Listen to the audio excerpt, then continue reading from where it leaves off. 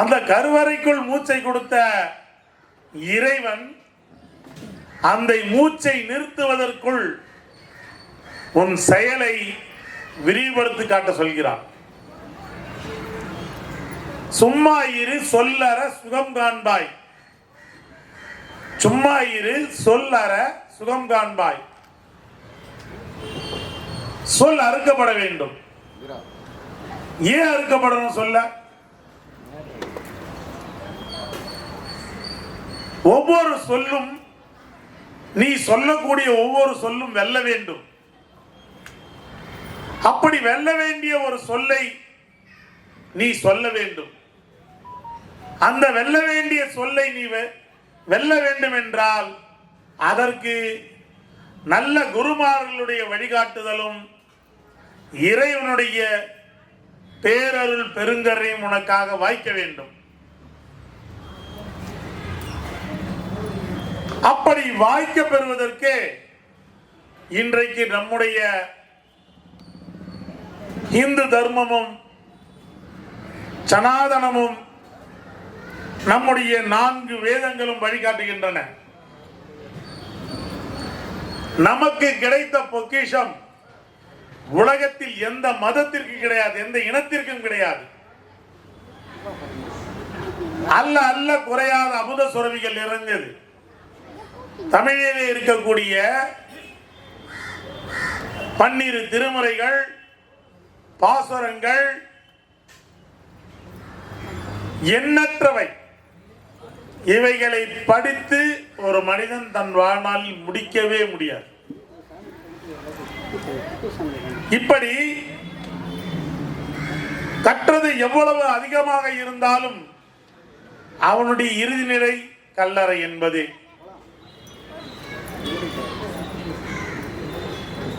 ஒரு மனிதன் தன் வாழ்நாளில் கற்பதற்கு எதற்கு?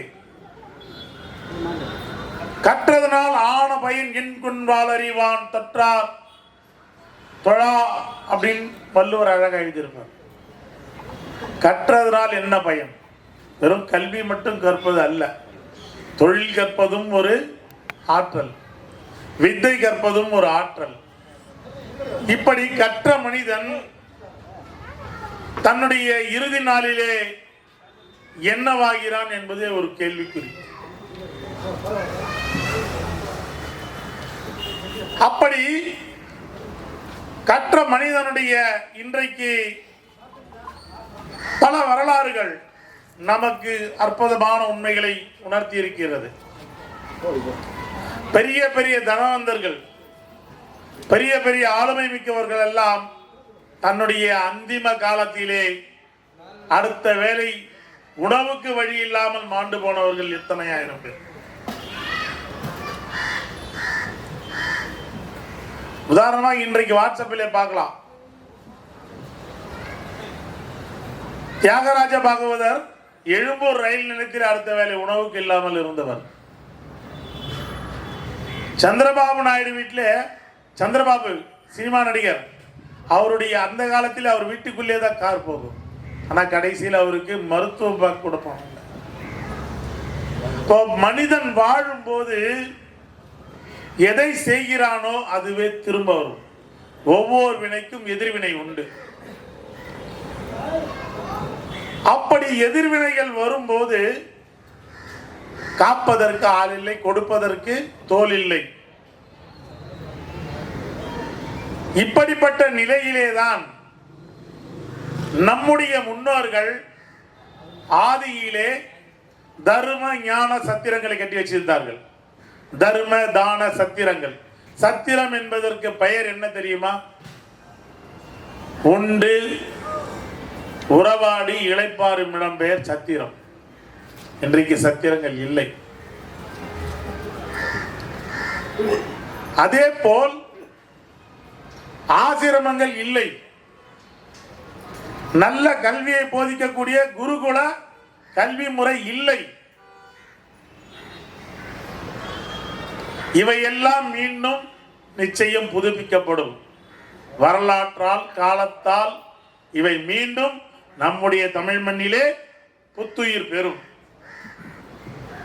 ஏனென்றால் இன்றைக்கு இருக்கக்கூடிய ஆசிரமங்கள்லாம் நான் நிறைய போறேன். தமிழ்நாட்டில் இருக்கக்கூடிய ஆசிரமங்கள்ல ஆசிரமமா இல்லை, உண்மையிலே இல்லை.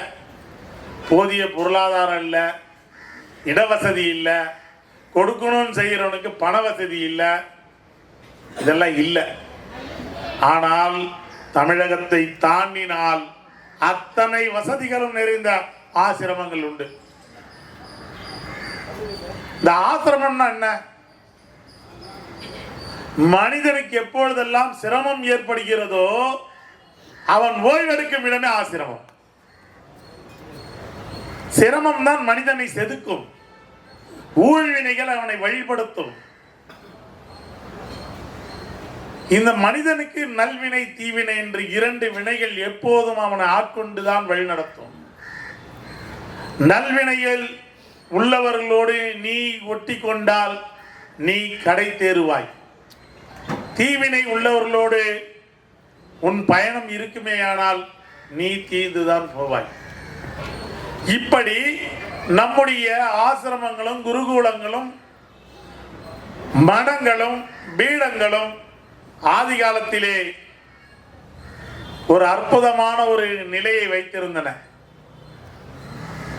அதுக்கு பெயர் வனப்பிரஸ்தவம்னு பேர். வனப்பிரஸ்தவம்னா என்னன்னா, வயதான காலத்தில் அந்த இடத்துக்கு அவங்க போயிடுவாங்க. யாரெல்லாம் கூட்டமே விட மாட்டாங்க. இன்னைக்குதான் முதியோர் இல்லம். அந்த காலத்துல வனப்பிரஸ்தவம்னு ஒரு பாகமே ஒவ்வொரு மனிதனுடைய வாழ்க்கையிலும் இருக்கு. அந்த வனப்பிரஸ்தவம்ன்ற காலத்துல அந்த மடத்திலேயோ அந்த ஆசிரமத்திலேயோ அந்த குடிலையோ இவங்க போய் தங்கிட்டாங்கன்னா அவங்களுடைய அந்திம காலம் வரை அந்த ஆசிரமம் அவங்கள தத்தெடுத்து வளர்த்து ஆளாக்கி அவங்களுக்கான அந்திம காரியங்களை செய்யும். இந்த இடத்துக்கு பேர் வனப்பிரஸ்தம்னு பேர். இன்றைக்கு அது இல்ல. மீண்டும் எனக்கு தெரிஞ்சு சென்ற மாதம் கோவை மாவட்டத்திலே ஒரு வனப்பிரஸ்த ஆசிரமத்தை திறந்து வைத்தேன். அப்பொழுது எனக்கு மற்றற்ற மகிழ்ச்சி. ஒரு மாதம் ஆகிறது சரியாக. ஆனால் ஒரு மாதம் கழித்து அந்த வனப்பிரஸ்தத்தினுடைய தொடர்ச்சியாக ஒரு மனிதனுக்கு நல்லடக்கம் செய்வதற்கு அவனுடைய காலத்தை முடிக்கக்கூடிய அந்த மனித உடலுக்கு சரியான முறையில் அடக்கம் செய்ய ஆள் இல்லாத நாள் இன்றைக்கு அனாதை பிணங்கள் ஆயிரம் மருத்துவமனைகளிலே உள்ளது. அன்றைக்கு அனாதை மனிதனும் இல்லை, அனாதை பிணங்களும் இல்லை. ஆனால் இன்றைக்கு அனாதைகள் 1000 உண்டு, அனாதை பிணங்கள் 1000 உண்டு. ஏனெனில் இங்கு தர்மத்தினுடைய வீழ்ச்சி மெல்ல மெல்லமாக சில சதிகளால் வீழ்ந்து விட்டது. அதை மீட்டெடுக்கும் ஒரு முயற்சியிலே அதை புதுப்பிக்கக்கூடிய வகையிலே நம்முடைய விஸ்வகுரு ஆத்மயோகி பீடம் சிவலோக ரத யாத்திரை என்ற ஒரு இறுதி ஊர்வல யாத்திரைக்கான வாகனத்தை நாடு முழுவதும் இந்த அமைப்பின் மூலமாக வழங்கப்பட திட்டமிட்டுள்ளது. இது ஒரு அற்புதமான விடயம். ஏனெனில் உலகத்திலே 4 மொழிகள் பழமையானவை: லத்தீன், கிரேக்கம், பாரசீகம், தமிழ். இந்த 4 மொழிகளிலே லத்தீன் இல்லவே இல்லை.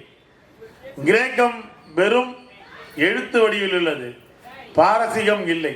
ஆனால் தமிழ் பேசவும் எழுதவும் செயல் வடிவா இன்றைக்கு கூகுளில் கூட தமிழ் அச்சு பெற்றுவிட்டது. இது மிகப்பெரிய விடயம். அந்த தமிழிலே ஒரு வார்த்தை உண்டு: முடி சாய்ந்த மன்னனும் பிடி சாம்பலாவது மண்ணிலே. எதுக்கு இந்த மொழி எடுத்தன்னா, முடி சாஞ்ச ராஜாவா இருந்தாலும் அவனுக்கு பிடி சாம்பல் மண்ணில்னாங்க. முடி சாய்ந்த மன்னனும் பிடி சாம்பல் ஆவது மண்ணிலேன். அப்ப பிடி சாம்பல் ஏன் ஆகிறான் அப்படின்னா, அந்த பிடி சாம்பல் ஆக்கணும்னா அவனுக்கு என்ன பண்ணும்? கொண்டு போகணும். இன்றைக்கு கொண்டு போகக்கூடிய வசதி பல பேர்கிட்ட ரொம்ப தடுமாற்றம் இருக்கு. ஏன்னா ஒரு காலகட்டங்களில் இறப்பு நிகழ்வு, துக்க நிகழ்வுனா அந்த வேலை செய்கிறவங்க கூட ஈவு இறக்கத்தோடு இருந்தான். ஆனால் இன்னைக்கு என் வீட்டில் போனவன் வந்துதுரா, நம்ம வீட்டில் அடுப்பு எறியண்டான்ற நிலைமைக்கு வந்துட்டான். அந்த அளவுக்கு மனிதனுடைய மனோபாவங்கள் கெட்டுவிட்டது. பணத்தின் மீதான தேவைகள் இன்மை புகுத்தப்பட்டதால் அவனுக்கு ஒரு பணம் தான் முடிஞ்சது. இன்னைக்கு ஒரு சாதாரணமா ஒரு அடக்கம் பண்ணணும்னா எவ்வளவு ரூபாய் தேவைப்படும் தெரியுமா? 40,000 ரூபாய் சாலிடா வேணும். எவ்வளவு பெரிய தடுமாற்றம்! இது உளவியலை பாதிக்கக்கூடிய ஒரு செயல்.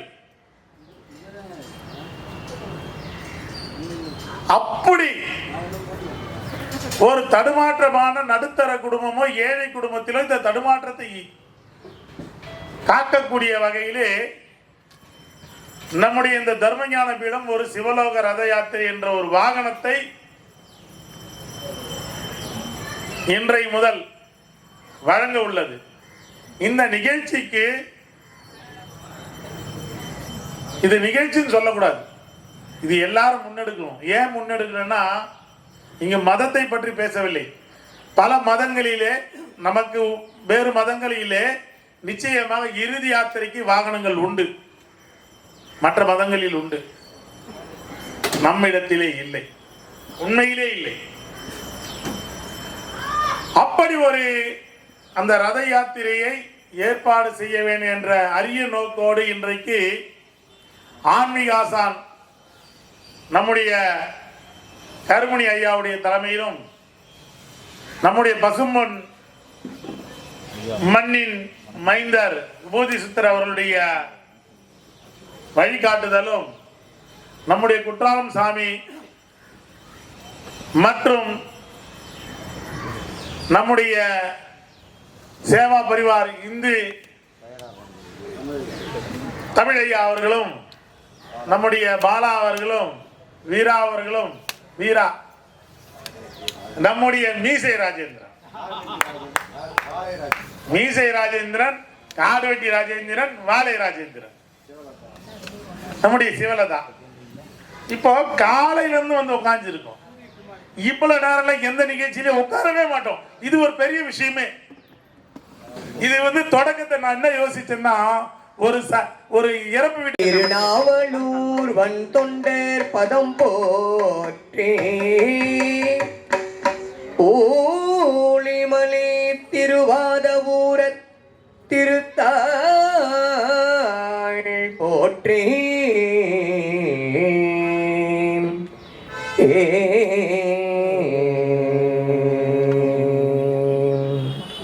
திருச்சிற்றம்பலம்.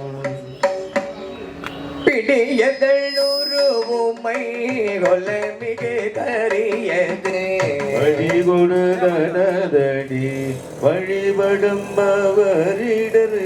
பிடியகள் உருவுமை கொல மிகு கரியது வழிகொடுதனதடி வழிபடும் பவரிடரு. கணபதி வர அருளினள் மிகு கொடை வினர் பயில்வரி வலமுறையிறையே. வழிவினர் பயில்வரி வலமுறையிறையே.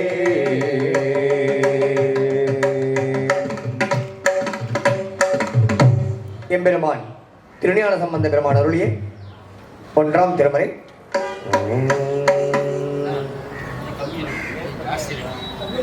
மறைவுடையாய் தோளுடையாய்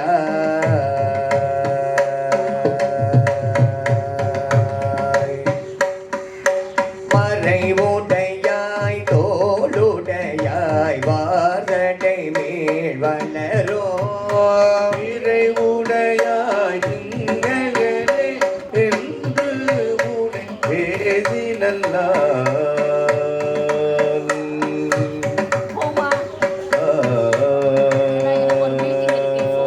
கூரை உடையார் குற்றம் போராய் கொள்கையினால் உயர்ந்த இறை உடையார் இடர்களையார் இடுங்களம் பேயவனே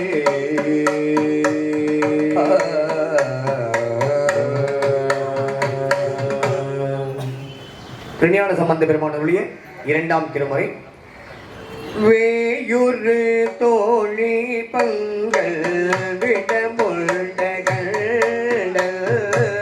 மிக நல்ல வீணை தடவி மாசரு உங்கள் கங்கை முடிவே அணிந்து உளமே பூந்த கதனாய் ஞாயிறு திங்கள் செவ்வாய் புதன் வியாழன் வெள்ளி சனி பாம்பிரண்டோ உடனே ஆசரு நல்ல நல்ல அவை நல்ல நல்ல அடியாரவர்